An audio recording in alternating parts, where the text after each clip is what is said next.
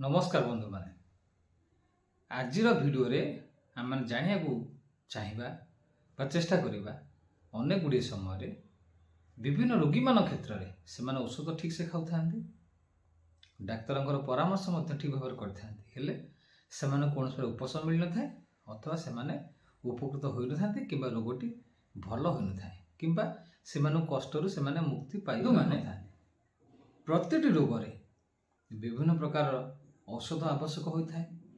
अनेक चिकित्सक परामर्श आवश्यक होता है। विभिन्न प्रकार रोग पर भिन्न भिन्न चिकित्सक मतामत ना पड़ पारि था। तेणु सब प्रकार चिकित्सा एक निर्दिष्ट प्रणाली हो पारि न था मोर मत। अनेक गुड़े समस्या क्षेत्र में भिन्न भिन्न चिकित्सार निहाती आवश्यक होता है। तेबे कौन पाई औषध ठीक खाइला केते स्थल रोग कम न था। बंधु माने प्रथम कारण हूँ जहाँ मोर मन हुए जदि आपण माने औषध ठीक आनी औषध सेवन करिवार विधि जानी किंतु कौन क्षेत्र में विधि रे आपण भूल कर से क्षेत्र में रोगटी आपण असुविधा सृष्टि करता अथवा ठीक समय कमी था। अनेक गुड़े स्थल में रोग जहाँ होता है बाहर सठिक भाव में प्रकाश हो न था। तेणु से क्षेत्र में आपण मान रोगटा सहज कमी न था कि आपण मान कष्ट मुक्ति दे न था। तेणु ए क्षेत्र में रोग को बुझापी आपको अनेक गुड़े चिकित्सक परामर्श ना पड़े अनेक गुड़े परीक्षा करने को पड़ता है। तेणु से परीक्षा करने आपण मानकर रोगर कारण जना पड़ता है और यह परवर्ती समय से कारण को नहीं औषध दी जाए आपन को चिकित्सा करा जाता है। आउ बंधु मान केते गुड़े कारण अच्छी जहाँ मुझे आपन जनाऊँगी। बंधु मान केतेक रोग आम केवल औषध खाई था किंतु आम भूली जाऊ आमको कि नीति नियम रहा पड़ता है।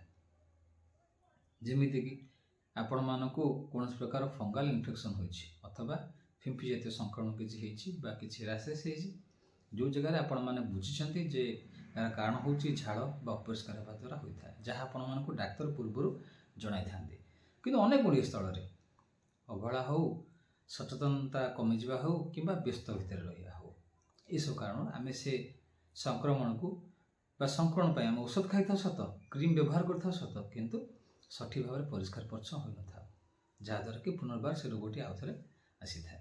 ये बंधु मैंने गोटे कारण आ केते गुड़िए एमती रोग अच्छी जो रोग में आपण मानक चिकित्सक मैंने स्वतंत्र निर्देश दे था केते गुड़े परामर्श दे था जो रोग में आपण मान किसी निर्दिष्ट खाद्य को परित्याग करा पड़ता है अथवा किसी दिन से रोगटी आपण मान किसी खाद्य को बारण करा पड़ता है जहाँ कौन कारणवशतः आम मैंने मानिपार न था अथवा आम खाई था जहाद्वारा कि रोगटी सहज कमी न था अथवा कमिया समय लगी था।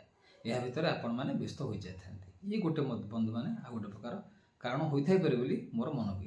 प्रत्येक स्थल चिकित्सक मैंने 15 दिन अथवा 1 मास औषध दे था कि निर्दिष्ट समय दे था आपण मानक से समय सचेतन करते आपण मैंने किसी दिन औषध सेवन कलापर आउ थे चेकअप कराई नियंतु अथवा परीक्षा कराई नियंतु किंतु कौन कारणवशतः कि कौन क्षेत्र में रोग अल्प कमी जापर आम मैंने अवहेला हो कि आम समय अभाव हो कि सचेतनता कमिजा हो कि जेकोसी कारण हो आम पुनर्बार आउ थे से चिकित्सक पाक जापर न था कि कौन कारण आम रोग आउ थे पुनर्बार चिकित्सा कर न था कि आउ थे परीक्षा कर न था जहाद्वारा कि रोगटी कमिया को जाऊा क्षेत्र में आपणकर अवहेला हो कि जेकोसी कारण हो पुनर्बार आउ थे रोगटी कमियापी आम समय ताकू दे न था जहाद्वारा कि रोगटी सहजरे आपण पाखु छाड़ी आउ केते गुड़िए पुरातन रोग थाए जो रोग में आपण मानक एक निर्दिष्ट सर्कल बेसिक रे एवं निर्दिष्ट नीति नियम आपन को निरंतर भाव में 3 ରୁ 6 मास अनेक गुड़िए क्षेत्र में वर्षक अनेक गुड़िए रोग में आउरी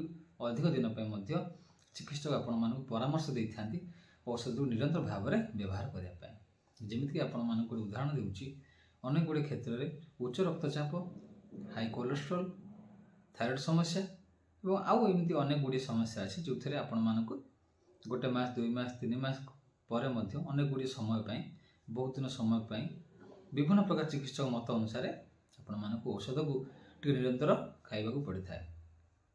अनेक गुड़िए समय आम यह ठीक भाव में चलाई पार न था जहाद्वारा कि रोगटी आपण मान पाखु सठिक भाव में जाई न था कि आपण मानक संपूर्ण आरोग्य कराई न था। तो ये क्षेत्र बंधु मैंने आपण मानक टिके सचेतन होगा पड़ता है टिके निज शरीर पर सजग रहा पड़ता है।